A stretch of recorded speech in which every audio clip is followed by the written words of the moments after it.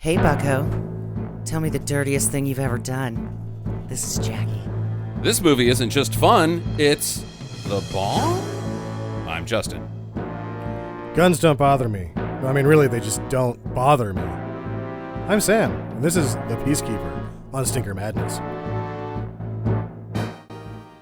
What's that smell?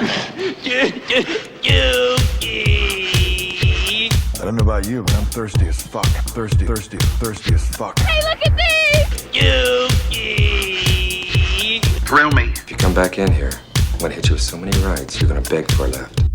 Thrill me.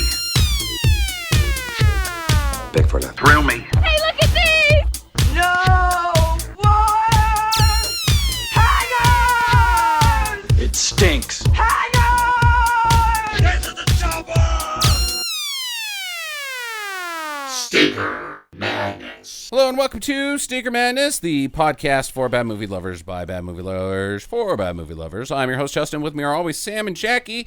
This is The Peacekeeper from 1997, starring Dolph Lundgren, Montel Williams, and Roy Scheider, currently streaming on Amazon Prime. I do want to declare something before we move any further into this, that if you do decide to watch this movie on Amazon Prime, whatever cut that they have is clearly a television edit from like TBS or something like that. So if you can rent it for $2.99 on many of the other streaming services. There's also, it's free on something called Hoopla, which I have no experience with. So please try to watch it on one of those other services and let us know if you are able to find a cut that is not edited, because that would probably be the way to watch it. Shut up, you son of a fish. To add into that, I looked it up, and this might have been just the U.S. release. They didn't want to edit it twice for TV and for video, so they just did it once.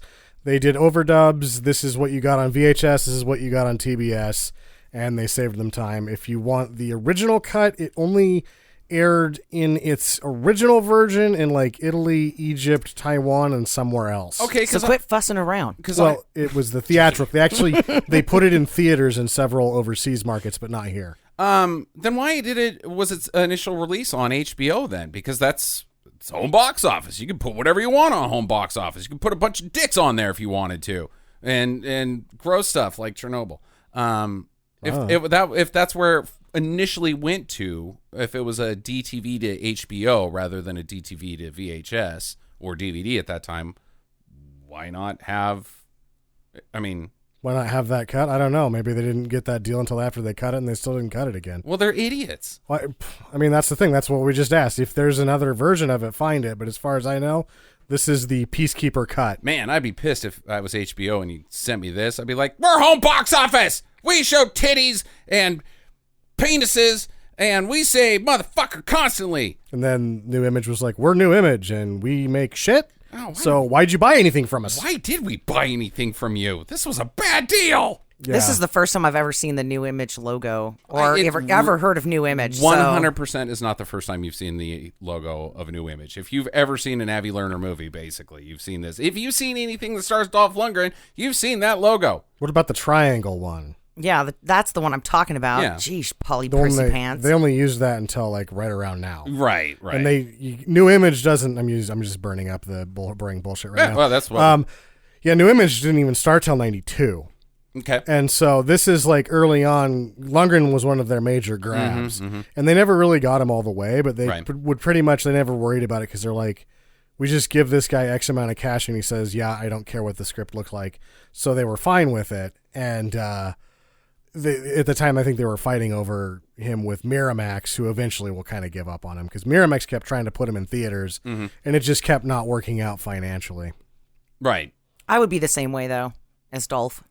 Not working out in theaters? No, they would be like, I agree. Here's a pile of Point cash, right? Here's a pile of cash. You do this movie, and I would be like, yeah, okay. Why wouldn't you take a pile of cash to do a movie? And there's a point with Lundgren, too, where it's not even getting it from the returns. He's getting it from people that he works with that are like, it's not your fault, man. Your combination of deadpan and size is limiting you to heavies. You're lucky that you get the work that you get. Right. And so once there's this like stable cash flow thing, it's like, well, fuck it. I mean, I guess I'm a B-movie actor. That's still not working compared to the fact that I was going to have to be like a scientist before. He looks pretty handsome in this movie. Yeah, no, this is peak. This is peak. As healthy as he gets. I think he's still, Other than Ivan Drago, he was pretty, dude, that's a human being, man. That doesn't make sense. I think he looks pretty fucking good from 85 all the way to about 2005, and then he starts to suffer from, well, you can only look so good for so long, and you just did it for 20 fucking years, so kudos to you, right? Yeah. He doesn't look bad as an older gentleman. No, but he does. Absolutely. He does. He looks weathered. Sure. Yeah, right. Yeah.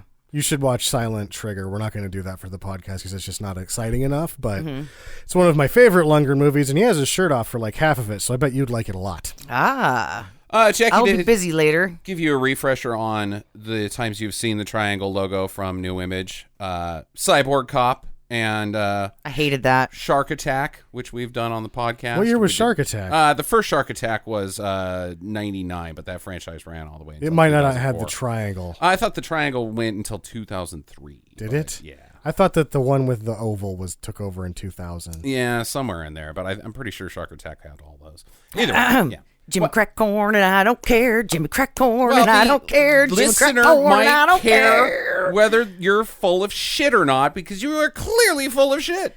Well, my eyes are brown. Okay. You're swimming in it. I'm stuffed to the gills. A little bit more on this wonderful piece of mockbuster is that we were noticing halfway through that it was The Rock, and I had already read that it was kind of based on The Rock. Yeah. It was never really intended that. Okay. To be honest. All right. So it's not a mockbuster. It is. How's that then? So they originally had decided that they were going to mockbust Air Force One with Harrison Ford. And it tanked so bad that they just checked to The Rock. They're like, how far do we got to fall back with this piece of shit?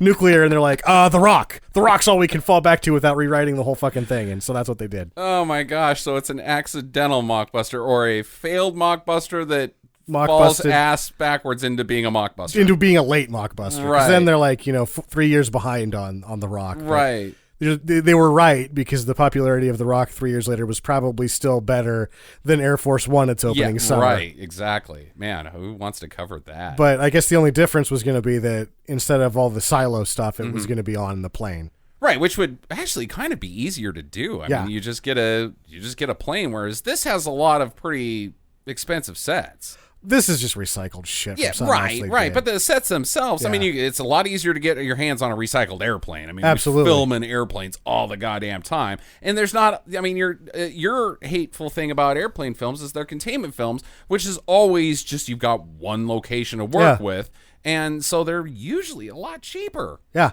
this one only isn't because for the same reasons that they'll recycle later. They figured they could get a little bit more money with Lundgren in the picture, so that car chase, there's an extended cut of it, and it shows up in 10 other movies of New Image. Oh, so they recycle a bunch of that car chase footage. Yeah, so. they're pulling a Wynorski there. Yeah. The car chase was fucking rad. I would recycle that shit, too. Yeah, there's a lot to use in that sequence, that's for goddamn sure. Definitely 6 degrees above everything else that happens in the movie. Yeah, right.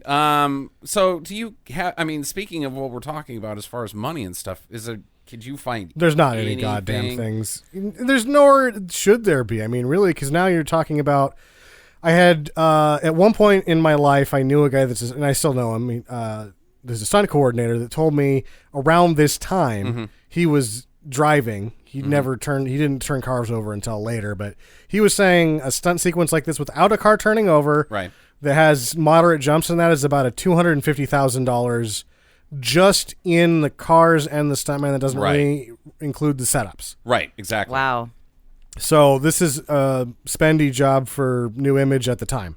What are you guessing? I mean, and don't forget you've got 3 names. So I think this is still at the time where because now it's keep it under 5 million, you'll do fine on DTV or it's on satellite or whatever. Right. But at the time in the 90s, it was keep it under 2 million and anybody will buy it for 3. So I figure maybe 2.5, maybe 3 because they figure with Lundgren. With Lundgren, then you get the HBO deal. Yeah, I mean, they've got model work here. They've got visual effects, special effects. There's some matte work going on. You've got, obviously, the car chase. They shot guys jumping cars over buildings. That's the most expensive thing in the movie. Yeah, but there's a lot of varied elements. So one factor that you got to think of is that you got to bring in a guy that knows how to do some of this stuff, or at least knows guys who knows how to do some of this stuff. Whereas it's not just one focus where you're focusing on practical effects. Like, again, they've got mat work, they've got special effects, they've got modeling, they've got giant explosions, there's access to archival footage. There's a lot going on here. I'm thinking 5 at minimum. Do you think 5 Dolph is expensive. And don't forget, Roy Scheider. I mean, that's 10 right there in my Also, book. well, since we're talking about Roy Scheider, Jackie's like, that's not the president. Well, Jackie, this same year he also played the president in Executive Target. Right. Oh. Because Well, he's they played the had president a million times. they had a picture of Ronald Reagan on the wall, and then they cut to this guy, and I'm like, that's not the president. And you're like, that's the guy from Jaws. I'm So like, yeah. You think Get that out was of the water. You think that was like a statement like, oh, look at these Reagan cowboys, or you think it was like, oh fuck, all we got is pictures of Reagan that we can get a hold of? Yeah, I don't think they he's- wanted to take an 8x10 of the other guy and put it in a frame. the other guy. Jaws guy. This is 2.5 administrations later, right? Right. I mean, Bush and Clinton 1 had already happened by the right. time How this do you comes out. not have a picture? If you're going to go there, just take the picture of Roy Scheider. And they obviously take a shot at Clinton with the sexy lady, Right. And Roy Scheider sleeping with her. So I think they just have a bunch of leftover Reagan pictures, and they didn't want to make any more. Or they went to the youth ranch, not the youth ranch, the thrift store, which I don't think you can just get pictures of presidents at the thrift store. No, dude, they just take him out of the frame and put the new guy on top of the old guy. No, that's what I'm saying. Why didn't they do that with Roy Scheider? That would have been a nice, very cheap physical prop that we could have used instead of You know, it's something that way doesn't make sense. It's $8, Justin. It's- and on a $2 million budget, you just can't be throwing around cash like that when you got a guess car not, but- jumping over a roof scene. Then put Clinton in there because Clinton was the president at the time of this movie, but I guess there isn't Or a how Bill about- Clinton. There's a Roy Scheider. How about you just take the damn picture down? Yeah, or that would also work. I mean, you don't need it. I don't know. Either way, it's very strange that that they did that. But yeah, I think I saw Roy Scheider actually, not just because I saw that trivia on IMDb too, but I think he's done it a couple times because Well, that he's was got that face. just this year. He's got The yeah, same that's what year. I'm saying. He's got that face where it's like, well, if we can't get Martin Sheen or who else plays the president all the goddamn time, Morgan Freeman, you get Roy Scheider. I think you get Roy Scheider, and if you can't get Roy Scheider, you get Martin Sheen and Morgan Freeman later. But Yeah, he makes a good president. Yeah, no, he's spot on for the job. Hey, where it's a budget film, let's get the guy from Sequest. Sure. I mean, He's a good actor. Sequest had to be the thing that burst his bubble. 'cause I don't know if he is, Jackie. I haven't seen Sequest, so maybe I'm talking out of my ass. I've only seen him in Jaws Right. and this movie. Yeah, Roy Scheider. And he did pretty good. Roy Scheider peaked early, very early. He's very good in the French He's a Connection. pre-ejaculator Yeah, right. peaker. No, that's not it, Jackie, at all. Once the French Connection was over, there's pretty much budget Roy Scheider. Do you think Dolph Lundgren is rich? He has Like more money than us. Yeah. Like movie star rich? No, like Tom Cruise is rich? Definitely not. Well, nobody's Tom Cruise is rich. That Yeah, guy has a whole dude. church to dodge well, taxes. I mean, if you say who's a movie star, you're gonna say Schwoz. Well, I'm thinking like Meryl Streep, Tom Cruise is. I'm thinking Put butts in seats is what movie stars do. Does Dolph Lundgren put butts in seats? Yes, if there are butts, but not everybody else. So no, I don't think he's a movie star in the. Look it up in the dictionary. There's not a picture of Dolph Lundgren. Sorry, Dolph. There's a picture of fucking. is he Russian? No. oh, he's Swedish. Oh, I That's think like we the go last through one this we- every yeah. time. Oh my God. Sorry. Your We went through memory this is 3 just- weeks ago. Yeah. Did watch Red Scorpion one time, and it seems to have really dominated Yeah. psychologically for you. Psychologically, he's Russian to me. Yes. Yeah. I you know what? People are stupid. I bet you're not the only one that makes that mistake. Sam, what else you got? Not really much of anything Yeah. beyond that. I Yeah. mean, the Air Force One was the big thing. That was the big Yeah. surprise. No, It's that- like, oh, that's really. Well, I'm excited about this movie. Let's dive into it. Okay. Dun dun dun dun. dun. Oh wait, that's the Terminator soundtrack.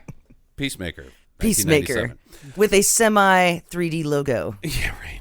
Okay, so Dolph Lundgren, I don't even care about his character's name. They say it a couple times. Frank, sure, whatever. He's at the beginning of this movie, he's a DC-10 pilot, or what are those called? It's not a DC-10. It's not an Airbus either, but it's the military version of the C-130. Yeah, C-130. Thank you. He's a pilot of those. And instead of dropping off guys into battle hot zones or Vin Diesel out of the back while driving a Charger, he's dropping off rice to the country of Kurdish. Dropping off rice to Kurdish, according to the newspaper. Yeah, that's about as good as they do anyway. You know, how much do you think... The New York Times. How much money do you think he dumped out there in rice? Because rice is fucking cheap, right? Right. Like, it was probably cost the U.S. military $50 in rice. Jackie, it definitely cost the C-130 more in gas than that's not what they're worried about.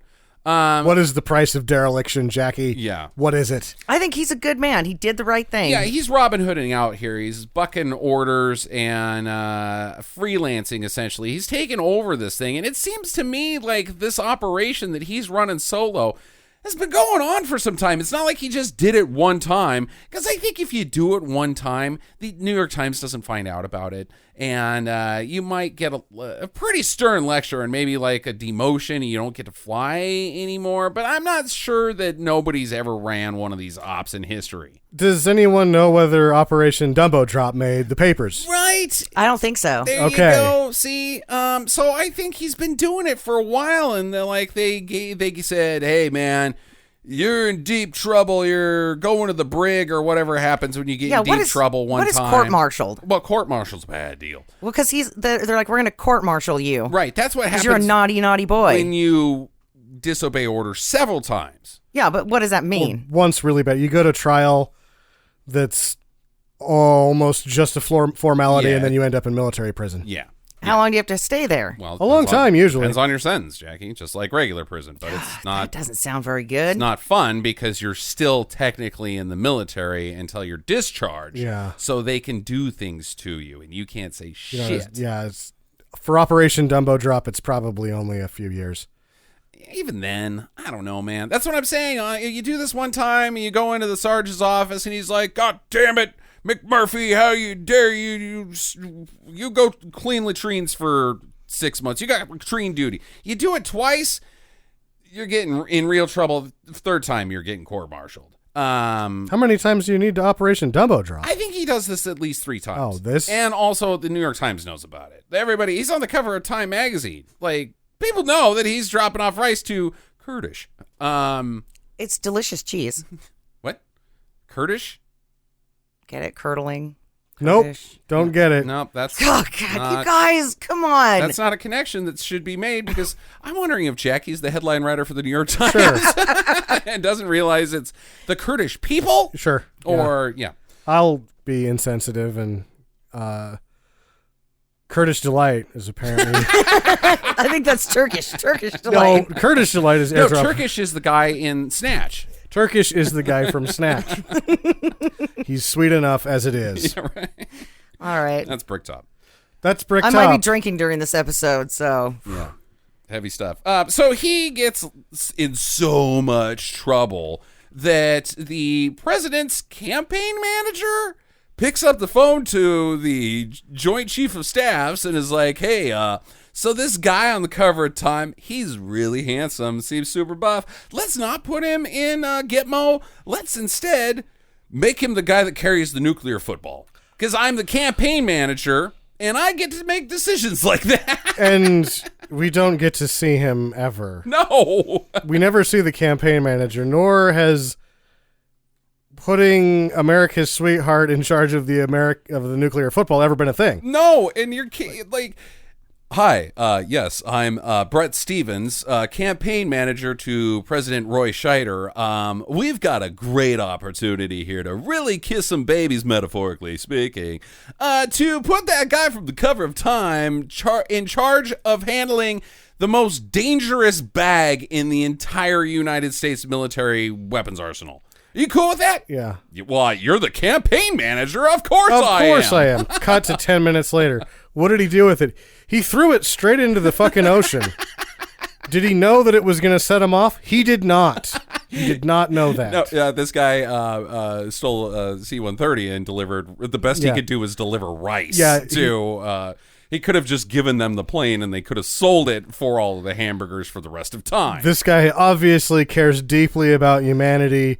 You're handing him the keys to the greatest weapon on Earth. He's gonna break it. Yeah, he doesn't want this at all. He's going to break it because that's what men do with toys. It's not a toy, Jackie. It's the president's toy. It's, well... Oh, Oh, boy. Is she right? Is she right? Bet you I could throw this football over that mountain. That's what I'd like to do with it. You and me, Uncle Rico. To the wall! You have to throw a suitcase like an Olympic hammer.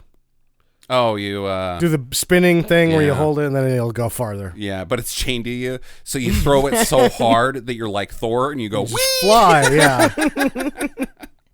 Well, it also doubles as a flotation device once you're in the ocean. Oh, yeah, that'd be handy.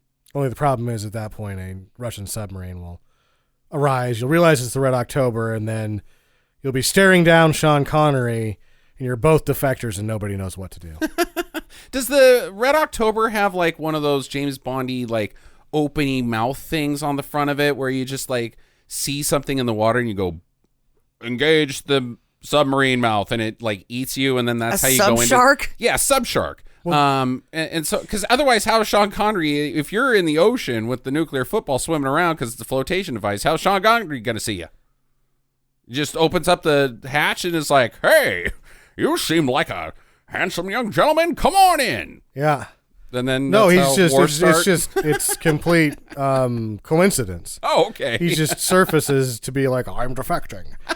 And then because he says that when he go to the top, Yep. or whatever, take her up. Yeah, and then take her up. like, sir, there's a man sitting on a briefcase. I'm pretty sure that's the nuclear football. It's good to see you. Yeah. Good sir. I really appreciate the work you did in the rice paddy field. He wouldn't know that. Yeah, he wouldn't care either. Because I mean, well, maybe he does because he's like- defecting from Russia. He wants A1 sauce, and what else is nice in 1998? Nothing. It's 1980s.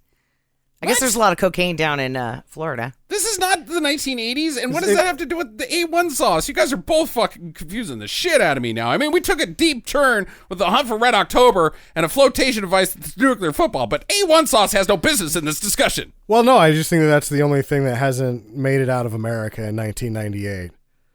Ever? A1 sauce. Nobody else has A1 sauce? Why would they put that shit on their steak? Because it sucks? Is Yeah, what they're you're like, saying? I think it's delicious. Jackie likes A1. I do. I think it's great. It's gross. So then you don't like steak? Yeah, exactly.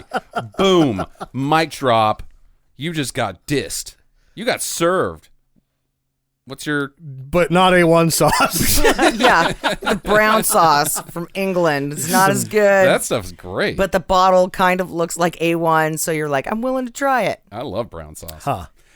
Anyways, we can probably move on. So he now is the guy that carries the nuclear football. And on day one, President Roy Scheider is in Chicago giving a speech to what appears to be... the banner says...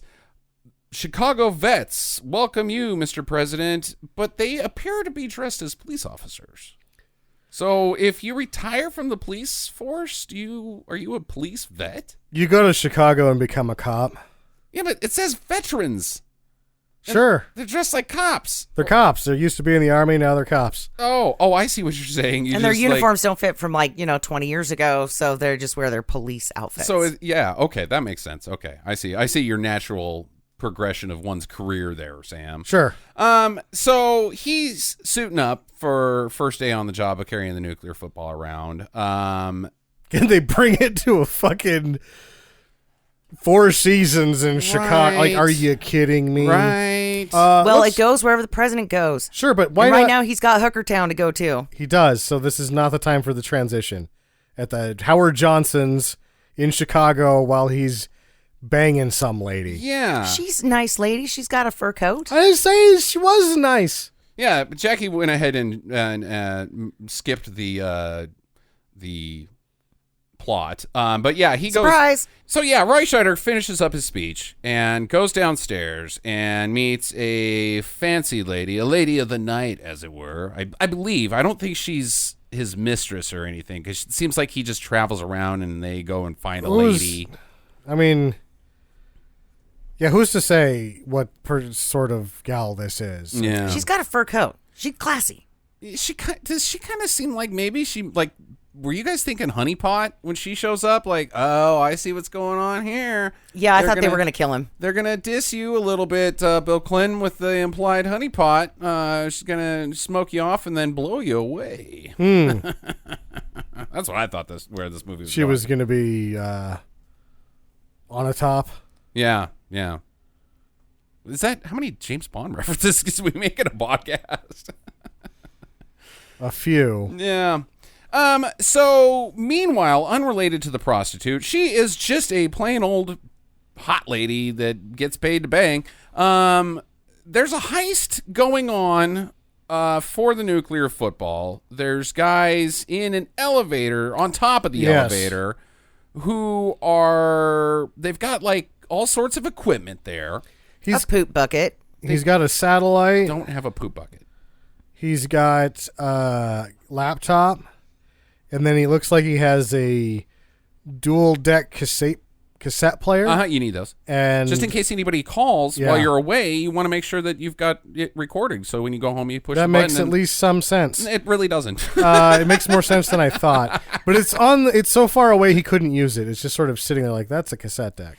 Right. So here's my first question. Wouldn't the elevator, once it goes up to the top floor, just smush this dude? I think there's a safety. You build them so that there's a gap, because otherwise every movie would involve smushing dudes at the top of elevators. There's another Dolph Lundgren movie that we've already mentioned called Silent Trigger that involves that. Yeah. I don't think there's anything at the bottom, because if the brakes fail and the elevator goes down, it doesn't matter whether there's a gap or not, you're going to die. Huh. But at the top, I believe there's like a 4-foot, it's regulation. You have to put something there in case a guy's maintaining something and it goes up. I don't know what's down there, but I built an elevator shaft once and it was like 18 feet under where the elevator stopped at the floor. I don't get it. There's machinery or something down there? I don't know. Wait, are you being serious? Yeah. Oh, I thought you were like, one time when in my alternate universe for joke storytelling, I built an entire elevator shaft with my bare teeth. No, when I did concrete, we did elevator shafts. Oh, okay. So you would know more than I would then. There's a lot of space underneath them. I don't know if it gets filled up by stuff, though. I just built Like the bits, surround wall, right? Equipment. Dead bodies, come on! Yeah, it gets filled up with the bodies. Semen. Yeah, I understand that. Yeah. That's where they put the hooker after the president was done with her. All right, let's take you to your car. It's like when you catch somebody jacking off. It's why you yell, "What? This isn't under an elevator." That's what I yell anyway. Exactly. So they've got a bellhop who's pretending to be a bellhop, and Dolph, I guess, ordered some quiche off-camera room service. And this guy shows up. They frisk him when he goes into the elevator. He's clean, but then the elevator guy up top hands him some poison, which he then puts in Dolph's coffee. Sure. Fatal error. Dolph doesn't drink decaf. He doesn't. This isn't going to keep me up. And he does some of that Why rare. would you give Dolph Lundgren decaf? Maybe he Clearly has that irritable man bowel doesn't syndrome. drink decaf. And not to mention you're pulling a heist and you don't know if the guy is going to drink decaf or not. He's just going to, No. Well, it's decaf. I'll chug it. I'd be like, get this shit out of here. You take one look at him and you're like, he doesn't want sugar with this. He actually wants cocaine in his coffee. Yes, right. Like, man, eats, there's not enough poison in here. I need more poison. Like, you need tough stuff here, and it's not decaf. Come on. Decaf. Who drinks decaf? Yeah. I mean, isn't it like 4% of the United States actually drinks decaf? I mean, it's a very small percentage.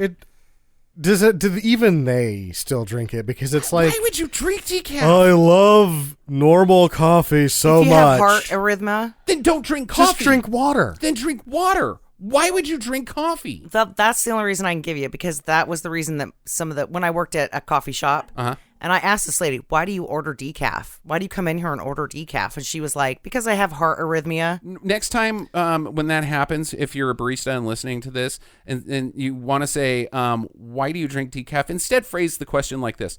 Why are you a complete and utter dipshit? That's That's a way to get your $1 I was gonna go tip. more depressing than that, because like, wasn't the follow up to that, Jackie? You're like, oh, why are you still drinking? Why are you coming here then and pretending to drink coffee? She's like, because my life is so horrible. This is all I have left. I've got no place else to go. That's No kind of the way that I place. felt, because she would order like 2 or 3 and sit there Or it by could the be fireplace. Okay, well And that's so that's I'm- a different problem than needing to drink coffee. You've got other issues, and Yeah. it's coffee unrelated. Whereas, my understanding is with like the non-alcoholic beer, you kind of have to if you really need to quit drinking beer. If you make the switch, it's a noble switch, because it's nicotine related. Like, you need some sort of psychological replacement to Plus, do that. there's still a very minor amount of alcohol in those. Right, so it doesn't. It's just not enough to get you drunk. Right, Yeah, right. so your liver's still thanking you. Yeah, so, but still, just don't drink decaf. It's fucking dumb. That's gross. Don't do that. Just don't drink coffee. Justin, decaf hater. Decaf hater. Decaf hater. I'm going down to not Colombia because they don't do that decaf. I'm going to Chile. Where does decaf come from? Just everywhere, and then they do something weird to the beans to take the caffeine out. It's not actually beans. It's just dirt. Yeah. Just What fucking do you- dirt water. Here you go. This doesn't taste like coffee. It's decaf. It doesn't taste like coffee at all. It's decaf. It's decaf, right. It's insane. I don't know. And of course, he's not going to drink decaf. If he You would orders throw coffee beans in somebody's face if they ordered decaf and you worked at a coffee shop. You'd be like, decaf! Ah! I mean, I know we're going really deep into this decaf thing, but imagine that phone call from Dolph Lundgren, giant man who carries the nuclear football. Yeah, can I get some room service? Sure, sir. What would you like? We'll start off with some coffee. I'll take some health food, and I'll take something really bad for me, and then an entire gallon of vodka, probably. Yeah. He's drinking red wine in the shot. And you assume when you're the concierge that, he ordered coffee. Well, then I'll give him decaf. No, you ask. I mean, in fact, if they don't even say decaf, there don't be decaf. Yeah. No, Fuck off. in the shot, there's 2 coffee vessels. And you're wondering, as he's walking out and he has this dumb look on his face, is he thinking, was the other one just normal coffee? Right. Could I have stayed in here and done this right? Right. How bad have I fucked this How up? bad have I fucked up poisoning a guy? You're pretty bad. I really didn't prepare. You fucked it up bad. I mean, we've got a man on top of an elevator who can hijack into any comm system in the world, but I couldn't figure out the difference between decaf and regular. Yeah, he's like on the thing. He gets on the radio. He's like, he didn't like it. I'm like, he didn't like what? The coffee that he asked for? He's Right. like, it was decaf. He's like, you put it in the decaf? You put in the decaf? Fucking dipshit. All right, so I guess they give up on the whole poisoning thing. Yeah, they do. Good thing we brought Plan B, which is just guns. Let's just go shoot him. Why didn't we start with Plan B? Seems like Plan B was the thing that gets done. Well, I mean, it's nice and clean if you don't have to shoot anybody. Right, I Yeah, guess. he just goes sleepy sleep. You chop off his hand and take the briefcase. Hey, he died of natural causes. Well, nothing to see here. Where's the briefcase? Oh, I don't know. That's nothing. No, this thing's buttoned up pretty clean. Cut to Jackie the terrorist cutting off a man's hand when I bring the bolt cutters for the handcuffs and go, what the fuck? You would have put it in the decaf. All right, I guess we're I'd at have been Plan like, what? C now. What? It's a little bit of Luke Skywalker in there, okay? I am his father. They chop off his hand. Boo. Yeah, I was like, wait, okay. Yeah, boo. That's where this is going. Okay, so Plan B involves taking out the guards quietly and then busting through Dolph's door and blasting him in the chest with silenced pistols, which causes him to eject from the door as if a parachute is pulling him out of the back of a fucking DC-10. They just across shoot the room. him across the room. They shoot with him. guns. He is actually the projectile. Yeah.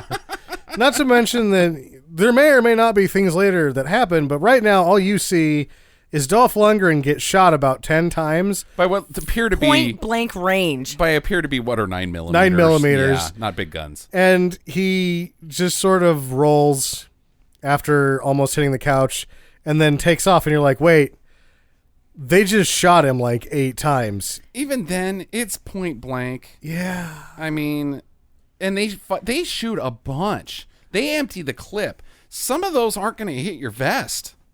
No, we don't know that he's even wearing a vest. Right. Until later. Yeah, I always just make that inference. Oh, hey, dude, he should later be dead. we do see that he is indeed wearing a bulletproof vest. Yeah, but he's dead.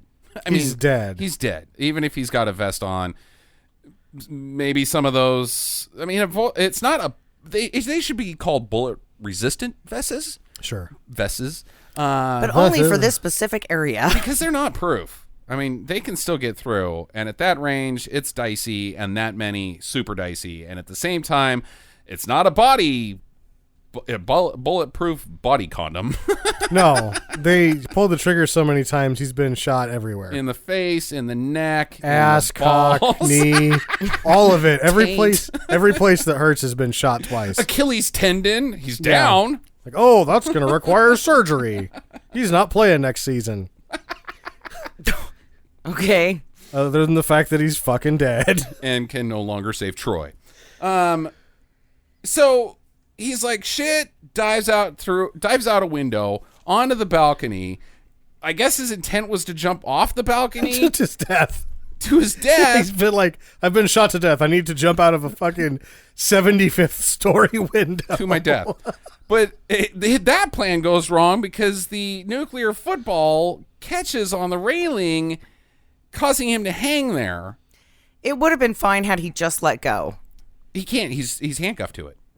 No, if he would have just let go of the ledge. There's nothing right. holding Yeah. the nuclear other than football there. falling to his death. Yeah, he decides to jump off after they grab the suitcase. So it's like, yeah.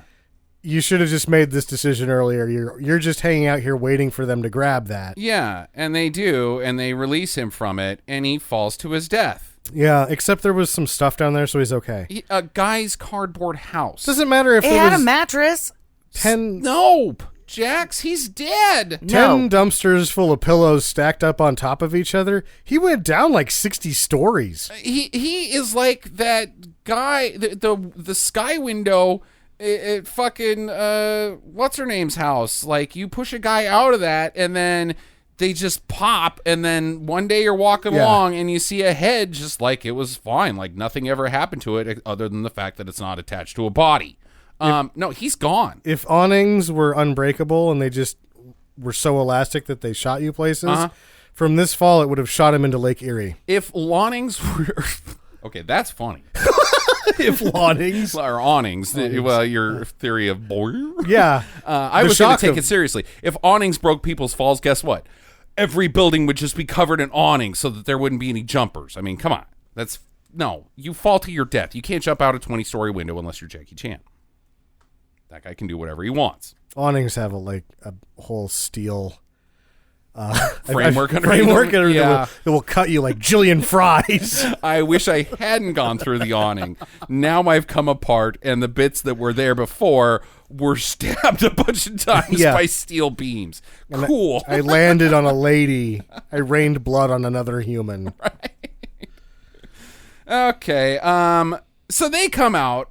The bad guys come out, and they've got the nuclear football, and they go, hey, there he is, because of course they come out on the door side where he would be at. Yeah. Like 10 feet away from him, and they're like, don't shoot. There's a bum next to him. We don't want to have too many bodies to explain. We're in one of the most high level heists of all time. Don't shoot that bum. It would lead to too many questions. Yeah. What about when we were going to chop off the guy's hand and steal the nuclear football and leave him there? No, that wouldn't have caused any questions at all. Sure. Everybody would have been fine with that. But if we shoot a bum... Yeah, if you shoot Tim Sweater Cuffs, then you're... John Eagle. Yeah. So then they're like, all right, let's go. And they get in their car, and they take off, and he steals a taxi and chases after him. and they're trying to get away, but while talking about at the same time, well, this is what we wanted to have happen. Yeah, they want him to follow. Why? So that there's less bodies to clean up. But, it's kind of like, yeah, they're going to find him. Wait, why? Yeah, just shoot the fucking homeless guy. I'm with you. But, I mean, I don't know. So they want to have more, now they want to have bodies to clean up? They say he's chasing us. We're leading him to a place where we can do some work. Right. So are they going to rape him? Or ditch him? You could just try to lose the guy. Is this just plan B? Was this always the plan? Okay, well, if we don't kill him in the hotel room. Yes, Justin. If we shoot him and launch him across the room, and then he dives out a window, and he's hanging from the balcony, and then he drops 20 stories, and we can't kill him there because there's a bomb next to him. And so then what the plan is to get in the car and then drive away. What we want to do is make sure we lead him to a place where we then could kill him. And nobody raises their hand and says, could we try to lose him if this impossible to predict scenario happens? No, this is plan butt rape. Plan B. Okay. He's a handsome feller. And they're gonna lead him to a dark alley, and they're gonna humiliate him. And then let him go on his way. I wish you a good day, sir. I wish you a good day, I wish sir. you a good day, sir. And then he's like, that was horrible. Also, your plan just failed. Die. And your dick smells weird. Oh. That's the least of their problems, Jackie, because he's going to fill them full of bullets. Even without a gun. Right. So he chases them into a parking garage, and after a car crash, he leads them up onto they lead him up onto the roof, but it's a dead end, and they are lined up ready to shoot him and start filling his car filled with lead with more substantial guns than what they brought into the hotel room, which seems like kind of a bad idea. He's dead again. He's fucking dead again. Yeah. I don't know if I've ever seen a car in a budget movie ever get this filled with holes. It's shot up nice. It is coming apart. And the only reason it is because he stops and lets them do it. Right. Their original plan was stupid. Like, all right, you two get in front of the moving car. I'll get behind the moving car. That way, when it's up here, he can run you two over, put it in reverse, and then turn me into a pancake. Right. Yeah, no, this was a bad plan. And then the plan becomes chase Dolph Lundgren. Rather than lead him to a place, I guess our booby trap didn't work. He's getting away, sir. Good. Okay, wait. He's getting away, but we're on the top of a parking garage. Where is he getting away, Jackie? He's jumping over to the next roof in his car. There's a pallet of wooden shit that's just hanging out at the top of this parking garage. Trash. And it's a ramp of trash. Ramp of trash. Just hot tails it over to the next building. In a car that is coming apart from bullets. This is like the raddest part of the movie. It's nuts. Fast and Furious. And he's breaking through brick walls. It's not a small jump either. It's a substantial jump. Right, but he's jumping from building to building. He jumps through brick walls. He has to go through a billboard. There are times that he's knocking over giant cement fixtures to get to the next building. Yeah, no, this doesn't happen one time, not 2 times, not 3 times, 4 times. Does he and then the villains also make the jump in their shitty fucking Crown Vic? Yep. And he's driving a taxi, mind you. It's a celebrity. Brian jumped off a fucking building in a prototype hypercar. Cars don't fly, Make Dom. his car fly. Well, the buildings, I'm assuming. Well, I've been to Chicago. I don't have to assume this. The buildings are close together. It's not an alleyway, Jackie. An alleyway is at least 20 feet wide. Not in the big cities. Not okay. I don't think you're the arbiter of measurements. I am the arbiter of measurements and the king of city living. Is a very I've skinny been to more alleyway. bigger cities than Jackie, you have. Do you Sam, know how many big cities have you been to? Probably more than both of you. Yeah, how many big cities have you been to, Jeff? And I'm Jackie, better I've at been gauging all distances. over the goddamn country. Which is why I'm just going to let you two fight this out. Anyway, the alleyways are a little smaller. Jackie, in how bigger wide cities. is this room we're in right now? Just go ahead and ballpark it. From that wall to that wall. From here? No, that wall to that wall. This one to this one? Yeah. It's about 24 feet. 24 feet. This is close. She's It's like 18, within 19, the realm yeah. of reality, at least. Yeah. But no, 20 feet wide is a very skinny alleyway in any city because the whole point of alleyways in between buildings is to pick up the building's trash. So if you can't get a trash truck down there, the alley then becomes useless. That's why they build them 20. Oh boy. Oh boy. Yes, the city builds alleys for cat orgies. Cats and homeless people. Either way, you can jump 20 feet in a car without serious. Yeah, I mean, if you're going fast enough. 30 times. Oh, yeah, you can. In a taxi? Yeah. I don't think you make it every time. After the first building, I'm with Sam. After the first building, the other buildings are kind of downhill racing. So, you get a little more oomph when you go off the first building into the next one. Okay, listener, if you have not seen this movie, go ahead and watch it. And then tell us, does that look amazing? Because it looks amazing. Yeah. I was amazed by it. Usually what'll happen here is that you hit the first set of brick that's almost 100 years old and it's set up for 100 years. Yeah. And you fly out the windshield and off the edge of the building and you land on the corner of a dumpster and you're like, I didn't make it. I hit an awning on the way down too. And then the bum's like, are you going to eat that? And you're like, that's part of me. And he's like, are you going to eat it? No, I'm not. And it's the same bum from earlier. Yeah. I don't know how he does it. The bums are mysterious. He had just moved there. Right. Because you landed on his other house. You got to take what you can get sometimes. He's going to make a tent out of your skin later. Well, we'll be waterproof. Mm-hmm. Okay, so yeah, they all chase over these. Eventually, they shoot out his tires and causing him to careen off the side, hits another ramp of trash, and then flies 40 fucking stories straight down into a nosedive into what appears to just be a fucking junkyard of cars. It's not. It seems to be a pile of newer vehicles. Yeah, it's like a parking lot. Like where all the cars are parked within inches of each other. Some of them are parked on other cars. Right? It's a junkyard in the middle of Chicago. It doesn't make any sense wherever this place is, and his car explodes in grand fashion. There's someone yelling, "You can't park here," because it defies the law of physics. You have no double parking. This is quadruple exploding parking. And the villains stop short. They skid stop short, see him dead, and are like, all right, cool. A chopper comes in, because I guess that was their meeting point anyways. Or the chopper's just just building? Hanging out waiting for them to stop. They're like, oh my God, did you guys give it this up guy is doing it again. How many times do we have to tell Billy, look, dude, one gets away. It's not that big a deal. He's not going to identify you. Got a mask on. He doesn't have the briefcase, Billy. So yeah, Billy, we got what we came for. Fuck off. Get in the goddamn chopper, you fucking idiot. That guy's still alive. He's in the Air Force. Right. He flies. Which is why we shouldn't try to get away from him if he's got a car, because he can fly it. Right. And so they get in the chopper and they've got the briefcase. It seems like this is what they wanted this whole time.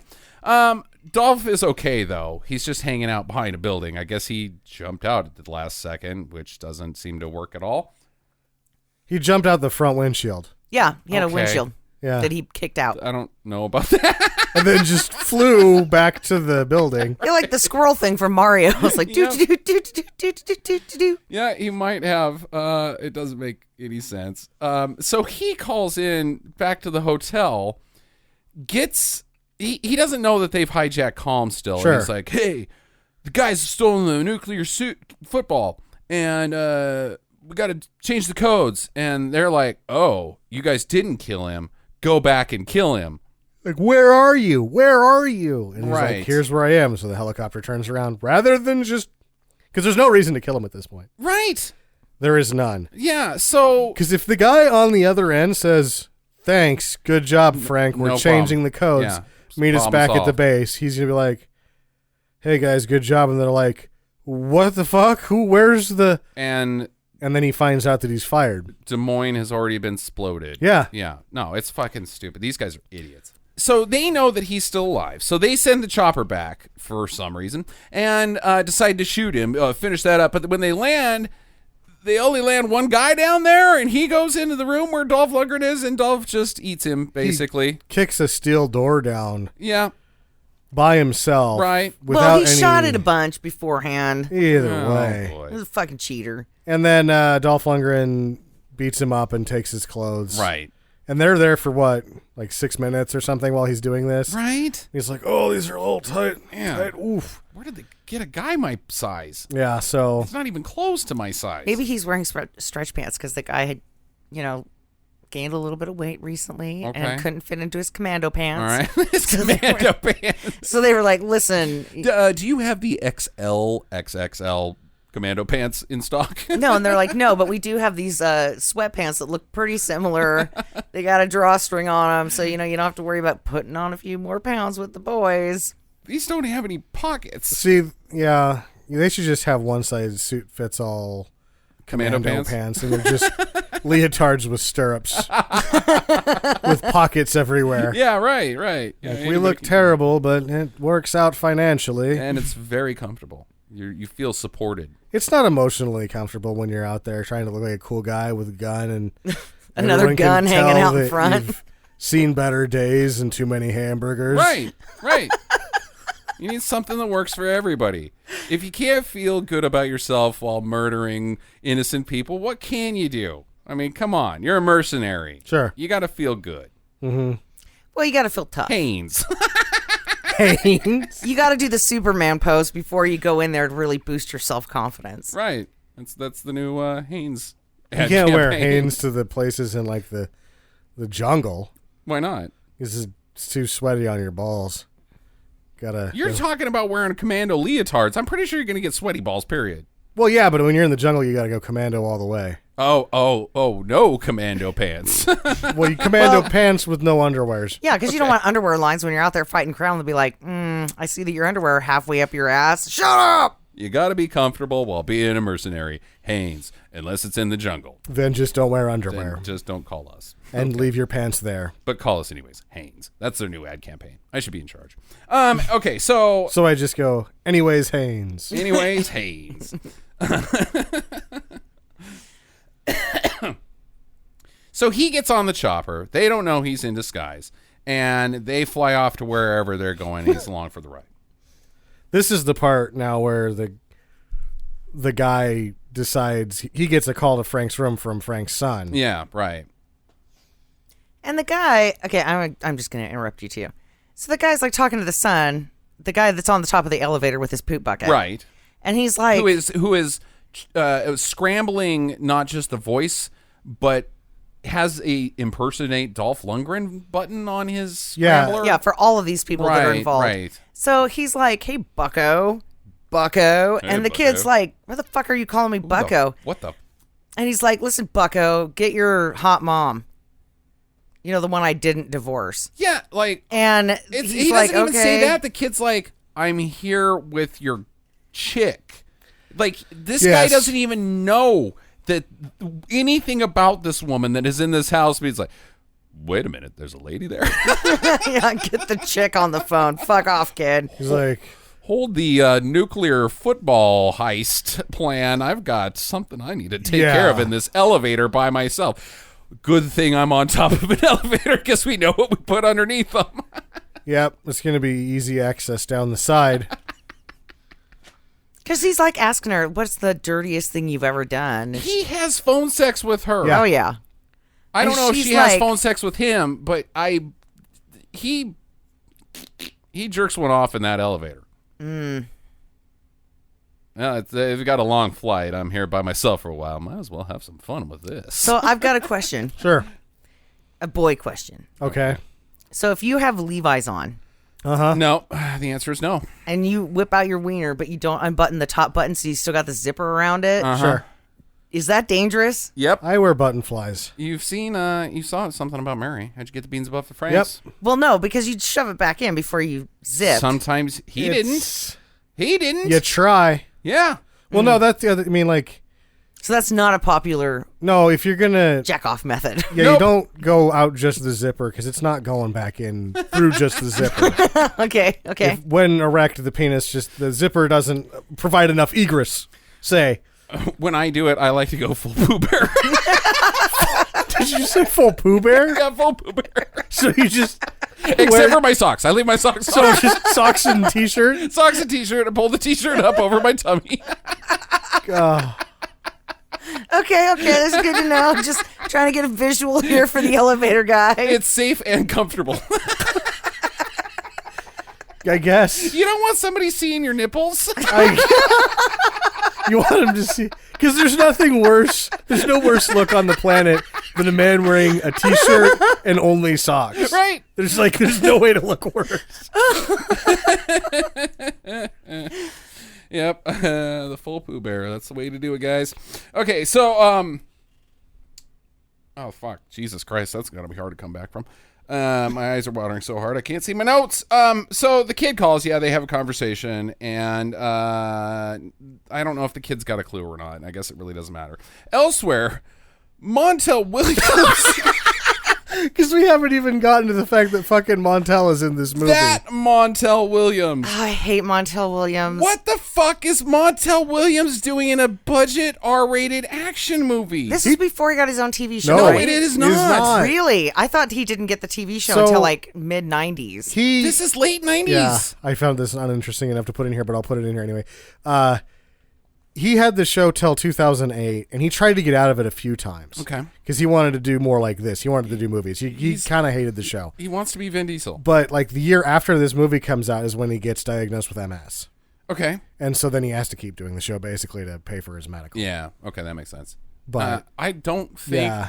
Even then, Sam, did you watch this movie? This wasn't the launch pad to his action career. Well, the worst part about him doing so shitty in this is the man was actually a fucking Marine. Was he really? Yes. And wow. I think he actually hurt himself in the Marines and then decided to finish out a 10-year career in the Navy, because you can do that from Marines to Navy. Oh, or you could back then. Yeah, okay. But, yeah, he had a distinguished military service. Huh. How about that? So then why was he talking like a preacher? What? Why was he being because that's the fucking... Because Montel wrote the movie, Jackie. He did. Yeah. Why was he talking like a preacher? Because a different man wrote those words down on a script, and then Montel read them because he's what's called an actor. When you act, you actually just read what's on the script. He was trying to be what's called an actor. Right. Jackie, why was he reading his lines? Shut up, Pooh Bear. Sometimes it seems like Dolph isn't. Yeah, right. He Yeah, just Dolph is just freelances. making shit up. And he does Well, better when you're when Dolph, you can. Yeah.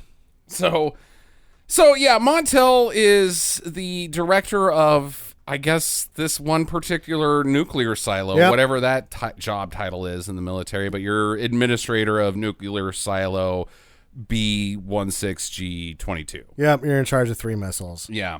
And it's decommissioning day. He gives a pretty good speech. Like, hey, everybody doesn't like these, but the thing is that we had the power to destroy the world and we didn't. And because we didn't use these, the world is saved. Yeah. Kind of thing. It's a nice way of saying we can now turn these off because the world's in a better place. Sure. That and, the rocket has a happy birthday banner on it. Right. And it has a face drawn on it. Yeah. So they don't get to decommission anything because the heist comes in. The guys in the chopper land, and they've already got a man inside. They've got a man outside who has one eye. Sure. He's in charge of the whole goddamn thing. And they pump knockout gas into the building and knock everybody out except for Montel because he's too quick on his feet. Yeah, he was able to get into a gas mask helmet. Well, that and he was thing. way farther up. So as soon as he starts seeing people on the ground floor start fainting, he realizes what's going on. And he runs into the other room. Right. So they're taking out the remaining guys, getting set up. Dolph pretty much goes into monkey wrench mode immediately. Sure. And starts killing their guys. He doesn't even kill their guys. The first guy, he just takes his mask off so he falls asleep. Right, but then the next guy he shoots in the neck. So He shoots the next guy right in the neck. yeah, so he's pretty rapid about it.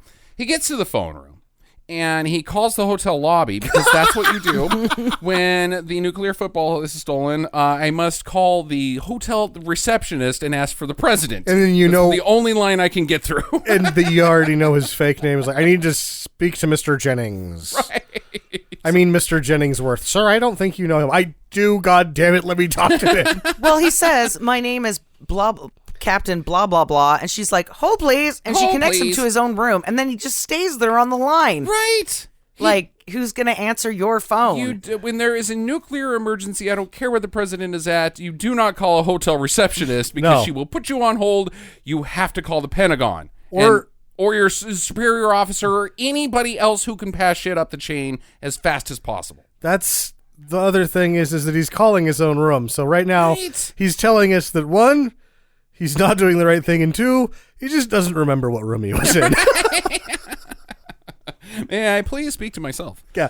This is Colonel Son. You're already up there. No, I'm right here now. Put me through to me, goddammit. Yeah. Which causes him to get the hijacker. Yes. And he's like doing the Spider-Man point at each other thing. You're me. And which the hijacker is then like, oh shit. And he goes like, he's like, burn. And then he's out. Like, yeah. He shreds the documents and everything when he could have just been like, oh, click. Or hung up and operation continues. The conversation quickly goes to Dolph Lundgren going, why are you still there?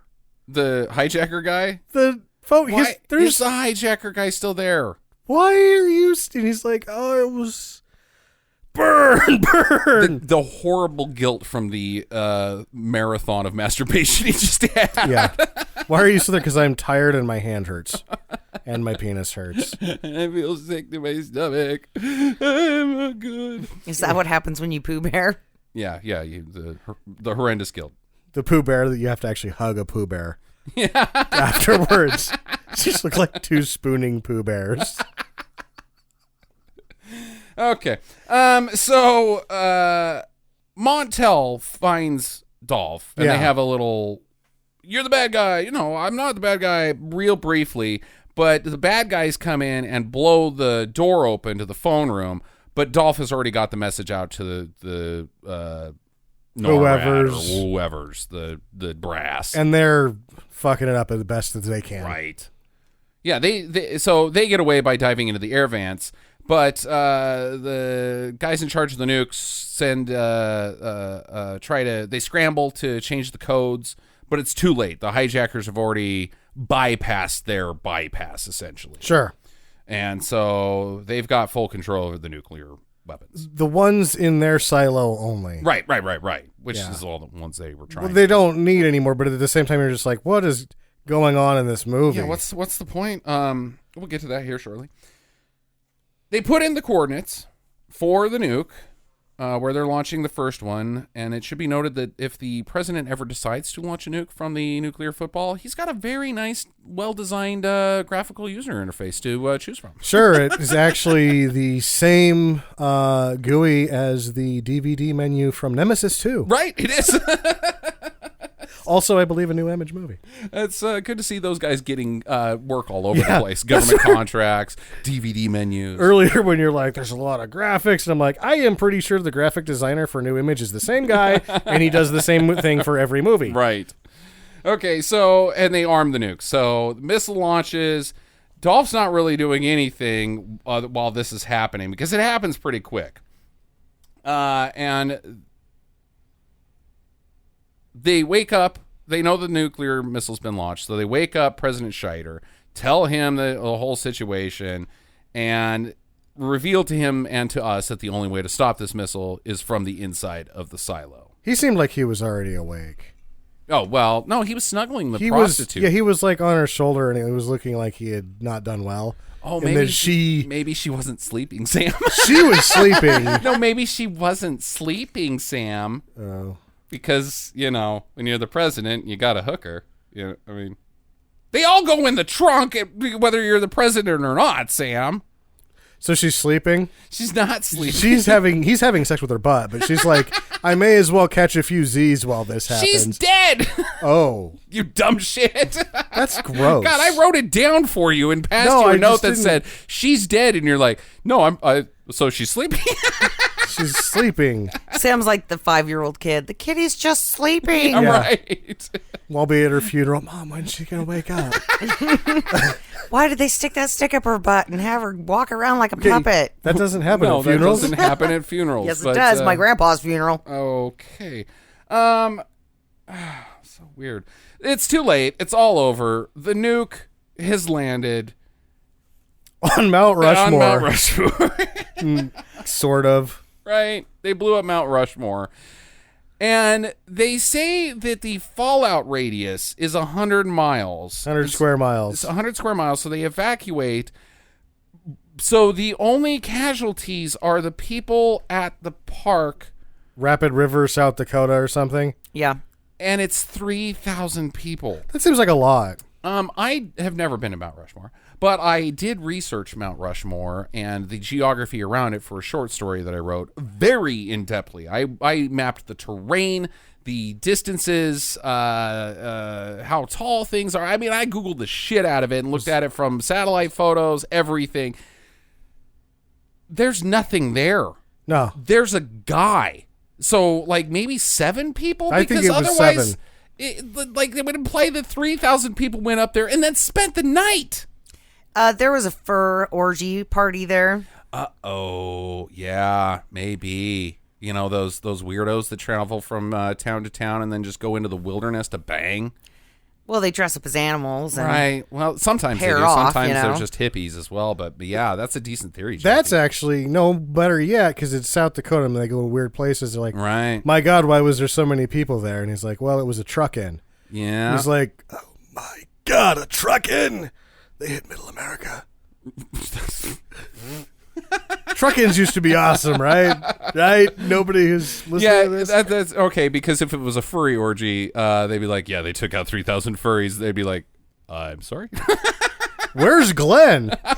We're not going to be able to identify them now that the fur has permanently affixed itself to their skin. Thank God you're still here, sir. Why? Because I'm pretty sure we lost the vice president.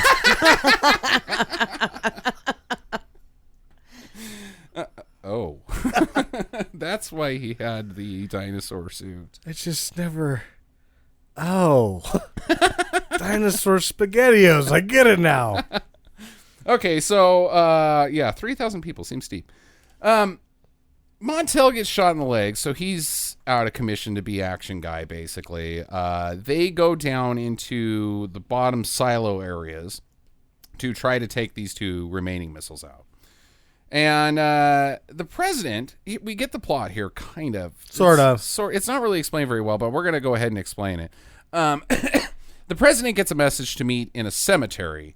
And he doesn't know who the bad guy is, doesn't know anything at this point.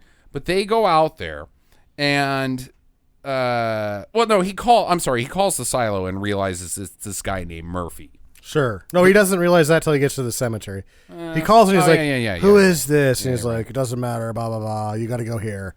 It takes forever. They make some negotiations like, we're holding these missiles hostage and we've got them pointed where you don't want them pointed, which is pretty much anywhere.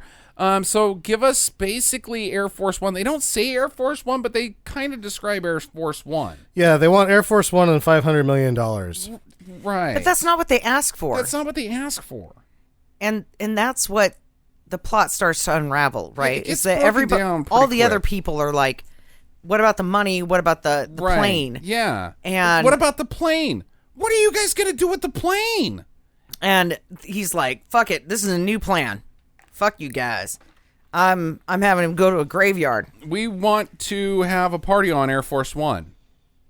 We're going to shoot you down. Yeah. We're just going to shoot you down. I mean, you can't hijack. In fact, you can't hijack Air Force One. You think you can fucking hijack Air Force One? We're going to deliver this plane that clearly we can remote control from the ground at any fucking point in time. Well, they didn't do that in Air Force One with Harrison Ford. No, because that movie's not very good.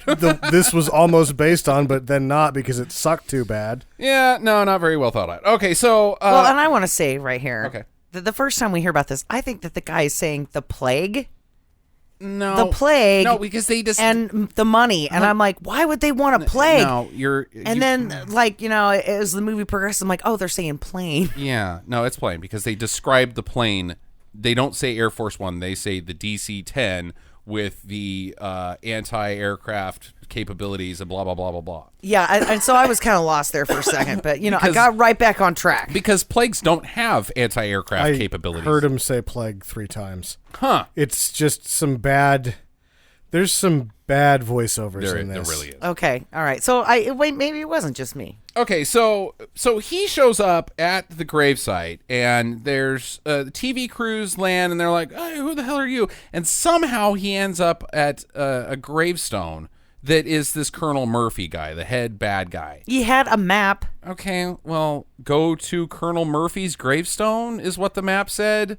It had like It was pretty detailed. some lines and like a little cross. And you're like, it's going to be marked with a cross on the gravestone like the other 60,000 Right, it's a gravestones that are out military here. gravestone. He's got some lines that are crossed out, and it says "not here," and then an arrow pointing to "here is where I actually meant." Yeah, right. And then he still feels like he hasn't been clear enough. He's like, "For real, it's not actually here. It's this is really the spot here." And you do that classic thing where you start writing, but you're making your letters too big, and you start running out of paper, so they start getting really small and smashed up, and so nobody can read what it says. And then at the top, there's a smiley face sun, and at the bottom, there's tanks shooting at each other. Yep. And then you wrote over some of the other spots. And this used to say this, but and then you ran out of letters again, and just write "fuck." You can get the picture.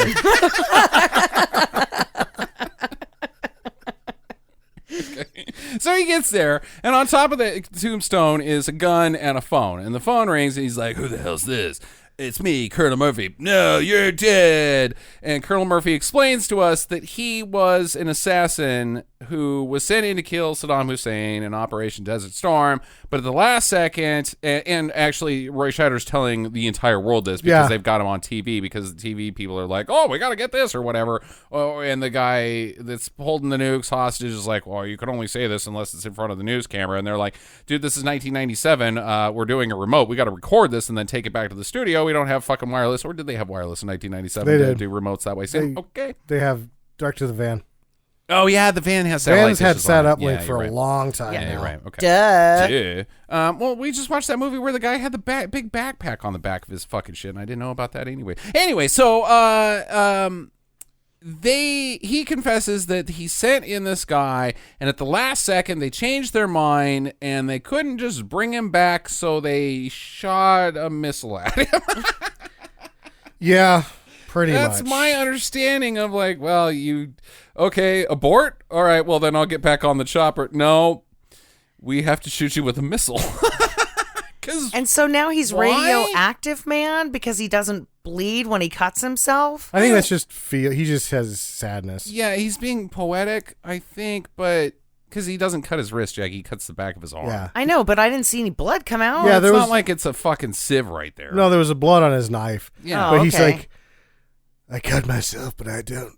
I see blood, but I don't feel a pulse anymore. His heart. Yeah, They broke his heart, he's a Jackie. dead Oh, man I thought he was inside. referring to I am now a zombie because I've been radiated. No, you they're- fucking fuck stick. Called a metaphor. Yeah. he Oh, I was- guess they would not have said that. It's fuss and fuss stick. Yeah, fuss and fuss stick, because it's edited way bad. But still, like, why did they shoot him with a missile? And how did they fuck it up? Well, maybe Saddam was going to move on, and they were like, dude, we got to take the shot. They They didn't don't really, do that. they don't explain it. So let's just He move was- on. He was around for a few years after 98. Right. He didn't Well- just move on. And even if he did, just let him come back to the chopper. Oh, well, we can't have any witnesses. So you were going to send him in there and have him, if he killed Saddam, then you were going to hit him with a missile as well. And also, if you're going to shoot a guy so he doesn't talk, and he's in a foreign country and you don't want anybody to know that he's there, maybe don't use a missile, because it's kind of... 2 missiles. Maybe use 2 missiles. No, it's there's evidence. Well, they used 2 missiles. They Right. blew the shit out of those guys. Like, hey, why did you shoot missiles at this place? No reason. Weapons malfunction. It was an accident. Yeah, I was playing with my dog near the football, and the dog got confused and started pushing buttons. like, it doesn't make sense. He can just come back onto the chopper. Nope, he married America, and America left him for. Yeah, went out and got a pack of smokes and never came back. Yep. America left him for a pack of Marlboros. Right, that's right. Okay, so that's his motivation, and the gun is there for the president, who, I guess the president was the guy who authorized the missiles to hit him in the face, even though they didn't, and he got his eye poked out by a missile. That's what I'm implied. That's how he survived. Is his eye absorbed it? Like, ah. Yeah, that's the only scar that he has. He's like, There's lots of villains that have grody face from, like, when you thought I was dead, but I wasn't. Now I've got grody face. He's just got a glass eye. Yeah, the missile flew over his head and blew up the building, and then a camel came and spit in his eye. The camel had the plague. Yeah. The eye plague. You didn't think it was going to happen, but there was some nasty bacteria in there, and... You didn't get to the eye doctor soon Yeah. enough. I'll have my revenge that's unrelated to my other revenge. What happened to your eye? Kind of unrelated to the missile. Long story. I got my revenge on that one. That camel lived to regret it. Sure. Moral of the story is if it stays red for more than 3 days, you need to go to the eye doctor. How about some topical cream? So his plan is to make the president kill himself on live TV.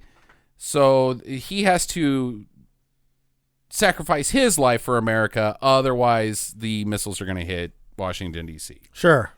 15 million people are you, buddy. Yeah, right. You make the call. Right. And he's like, fuck it, it's Washington, D.C. So Dolph makes it to the first nuke. What? Like, you just cool, completely... dude. I was like going, oh. Not cool. Washington, D.C., because there's a few Just cut all that out. assholes that live there, is a wonderful city and a treasure to the entire world. And we would miss all the art. Exactly. No, that place is a cultural... And Captain America lives there. No, he doesn't. Yes, he does, because he's always running on Washington Circle. What? Yeah, there's Yeah. a big VA there in Virginia, I think. Wasn't he running Captain outside? America Oh. lives in Washington, D.C. In one movie, that's where he lived. Okay. Yep. Which doesn't make any sense because his gym So was now in the we gotta keep Bronx. Okay, whatever. I don't think so. Anyways, so Dolph makes it to the second nuke that's gonna launch. There's 3 of them total. He makes it to that one, swings across like he's fucking Luke Skywalker, lands on the missile after 2 tries, and then starts disassembling the wires. And it's not really that interesting, but he's sabotaging that one. He gets spotted though via camera, so they start sending in guys to attack him, and things are getting pretty fast and paced right here. The other missiles are going. The president's taking too long to blow his brains out, so he's got 7 minutes before the nuke hits DC. Now, when I say things are moving fast paced, you got 7 minutes, but really the movie gives you about 30. And also, there's a long piece in the middle of it where we like to make fun of action typing on this show. No, This yeah. is the first time that I've ever seen action walkie-talkieing. Yes, right. They go through, and so Montel's on the walkie-talkie with Dolph, and then there's the bad guys on the walkie-talkie with everybody on his team, and they cut this together like super fast, so it's like high-paced. Right. And really all that happens to the viewer is you go, I cannot tell who's talking to who at this point. Right. And the whole time, they're trying, like, Montel's talking to Dolph, he's not actually doing anything, he's just like Montel's just hanging out. and then Dolph's just doing pull-ups off a missile. Right. Because he keeps falling off of it for no reason. Right. And then pulling himself back on. So he's just like, Montel's like, what are you doing? He's like, I'm getting some exercise on this missile.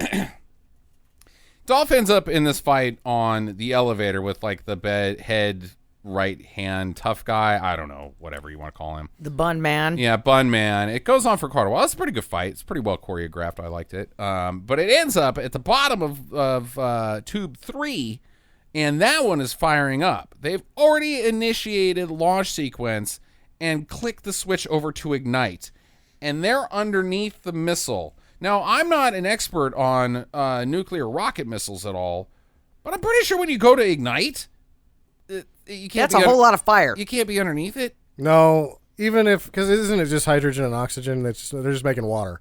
Right. But either way, you don't want to be around that. No, there's no oxygen. Well, I mean, there's no air there. It's just There is a air. rush of gas that's coming out of the bottom of that, and you can't have a fist fight.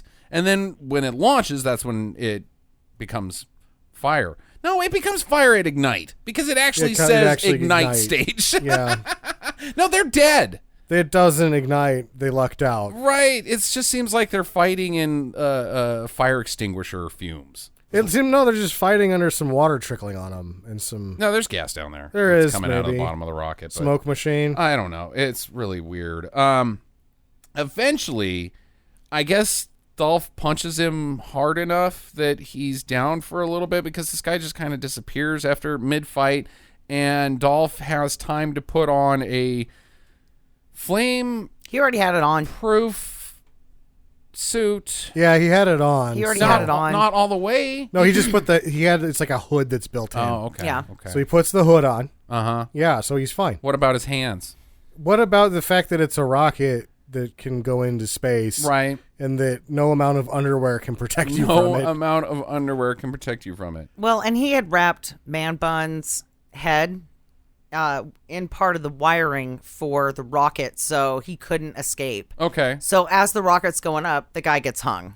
And then taken into space, and you should have been like, "The view is great from up here." That's weird that Jackie believes that that's plausible when I clearly got burned to a crisp 20 minutes ago. I mean, that's not the problem. You don't need to attach wire to his neck so that he gets hung as a rockin' rocket takes him into space. He's burnt. He's ceased to be. He's atomized. That's what the fucking rocket would do before anything happened. Unless you're wearing some tinfoils. Right, because Yeah, duh. it fucking goes into space and blasts Dolph down a tube into a fucking fan blade. He's fine. He's fine. He's fine. In fact, he gets out later, and all it did is blow his sleeves off. It just opened. All that rocket fuel does to him is open the doors to the gun show. Yep. Oh, it's hilariously stupid. 5 minutes on the clock. President of the United States resigns. He says, I kind of like this. He's like, dude, I'm going to do this, but you're not getting the presidency. You're not. The president is not going to shoot himself on national television. I'm no longer the president. I thought that was a nice writing touch. Sure. Way to handle that. And he puts the gun to his head and pulls the trigger. It's empty. It was all a ruse. Didn't matter what the president did. He was going to blow up Washington, D.C. irregardless. Oh, Sam's favorite word. It's not even a word. He was going to blow up Washington, D.C. with the Irrespective. So everybody else on the team is starting to go, wait a minute, what? So there's no plane. There's no hooker party later. There's no $500 million. We're not going to fly into space later? No, I was going to take over a nuke base and blow up the world. That's what we were all here for. Yeah. Most of us were on board for this, just not you, Mustache Ron. Yeah, I guess. I don't think so, because everybody else, then if they're not on board for the money, what are they on board for? Man Bun's on board to kill people. Yeah, he likes... There's got to be something to it. You can't just make a living just like, what's your reward? Killing people? Well, you still have to pay rent. Not if you're Oh, on yeah. the road. No, if you're always on the road killing people, you just Yeah, you have a company vehicle. spend it on hookers. How'd you pay for the company vehicle? The company gives it to you. What company? The one that's paying you to kill people. Yeah, duh. So there is money involved. Yeah, but Yeah, you were in a but- labor of love. The money's secondary. Yeah, But there's no money. they give you hookers and whatever else you need. You You still fill gotta out be a little like, okay, form I and killed they... all the people. Where's my cash? There's no cash. You're gonna blow up Washington, D.C. My fucking cousin Susie lives there. Well, that you was not can't- part of the plan. Susie's bitch. It Blow doesn't- it up. You can't say, "Where's my cash?" Dolph Lundgren already killed all these people. Yeah, well, no. There's still a couple of guys. There's the big black guy. No, he got killed. Okay, he's dead. He wasn't there for anything but looking good running. I think everybody was signed up for the plane and the cash, Sam, not the They blowing up the were, Washington, D.C. But most of them were dead before they found out Yeah, that their leader was an asshole. Right. So Mustache Ron, though, is like, okay, well, we got to stop this. I don't like it. And he wants to abort, so he tries to hit the button, but he can't and gets detonated by Murphy. Who then decides to just go on a walk. No, he decides first to like, oh, you're having second thoughts? Well, let me open the launch doors, providing access to the only person here who wants to kill me. To me. Yeah, Why does he do that? because Dolph Lundgren couldn't get him otherwise. Right. That is terrible. That is plot convenience to the max. Yeah. It's not even plot convenience. It's like, well, you want to have a one-way ticket to kill the... we got to completely wrap this up somehow, right? Yeah. Villain? Or, oh, man, bad. So they have this little thing on this catwalk in one of the missile tubes, and Murphy goes over while he's handcuffed to the nuclear football, just like Dolph did when he went over the balcony. Dolph grabs the nuclear football, and Murphy's like, you're never gonna stop it in time. And Dolph unlocks the handcuffs, and Murphy just falls down to the bottom of the silo and gets dead from it. I guess so. He died. Yeah. Even though most people can survive much higher falls. Well, Dolph Lundgren, for instance, yeah, right. can survive a 72-story fall. Right. Okay. So they run. So he's got the nuclear football. The clock has seriously got 20 seconds on it before the missile hits DC. There's a shot of it flying over the Washington Monument. There's a shot of it flying past the White House. It flies past the Lincoln. So it stops and has a sandwich. The Subway. Yeah, the reason that the timer is so long is because the missile wanted to do some sightseeing before it blew up. Yeah, I gotta make the Smithsonian. Mm-hmm. It's so dumb because it's like, hi, Ted, you gonna make it in time? Why is he going back to the control room to hit the button? Because you have to connect it. No, up. you don't, Jackie. That's what they say. It's got a wire. Then why have the fucking nuclear football? Well, that's a good question for this whole movie. Why even bring this thing here? The Hilton in downtown Chicago has a NORAD connection that you can just jack into because that's where the fucking nuclear football is at the beginning of this movie. In his hotel room. Oh, I need to jack into the fucking NORAD. Just plug it into the Wi-Fi. No, it has its own self-contained system that you can launch the nuclear weapons from any other location. Otherwise, it would be completely useless. Then why did they bring it here? Why did they bring it to where you can launch the nuclear missiles? Why does it have to be plugged in? They said that it was because they have to plug it in. That's so no. So that because if they've got it plugged in, it's a controller without an override to the specific missiles there. After they change the codes. Yeah. Which means it has to be plugged in to get it undone too, which doesn't make any sense. It doesn't make any sense. But that's what's happening in the movie. Right. So then there's a plug-in probably in the silo room. There's a plug-in probably in the bathroom. No, there's not. It's just in the one. Yeah, no, I don't know. But either way, he doesn't make it. He doesn't make it in time. Washington, D.C. blows up. No, he did because even though you see the missile at detonation height in the first shot, about 18 or 19 shots later, it's actually like, well, while I'm here, I've heard that the University of Baltimore campus is really, University of Maryland campus of Baltimore is really lovely. Right. So I'm going to go check that out. Okay.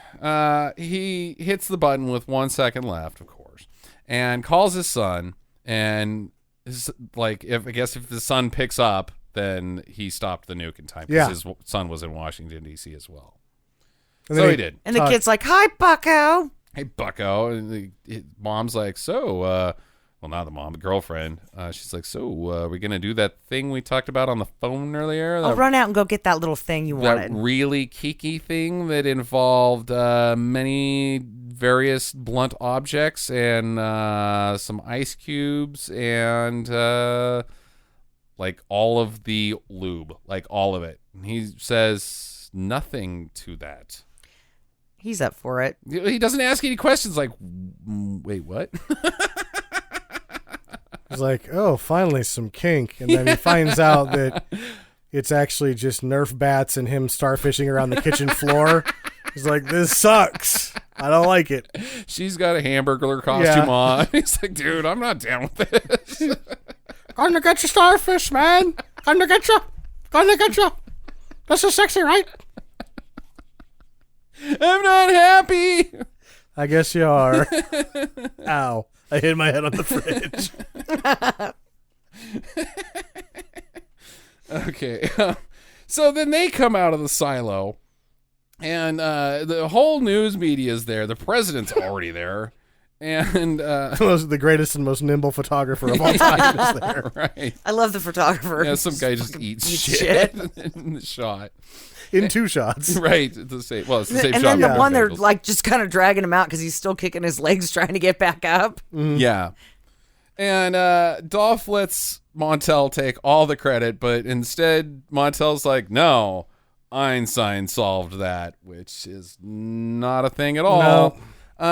And then they just walk down the road and they're best friends. And President's like, hey, you want to ride? And he's like, fuck you, Mr. President, I'm walking. Like, what's your beef with the president now? I don't get it at all. Credits. Zounds. All right. Who wants to go first? What were they going to do with Air Force One? What were they going to do with Air Force One? Like, sure, I understand you rob a bank and you ask for, or you take hostages at a bank and there's no money in the vault, and your plan's gone wrong, and so you ask for $1 million, bring the pizzas, have a pizza guy deliver it, and also we need a getaway vehicle, and so they usually ask for a plane of some sort, but it's usually a little two-seater, and you try to fly to Guatemala, but at the same time, they just shoot you out of the fucking sky because that's what rockets do. And when you take Air Force One, you can't have that. You can't have it. It also has access to the nukes. You can't have Air Force One. They let him on, but they don't give him the key to the door. Yeah, right. It's a trap. You can't even... If you ask for Air Force One and you're a bad guy, yeah, okay. Check this out. Yeah. Yeah, sure. Yeah, we'll let you fly out of here with Air Force One. Uh-huh. No, it's a trap. Just says Air Force One in green lettering. Yeah, it's a Cessna. Yeah.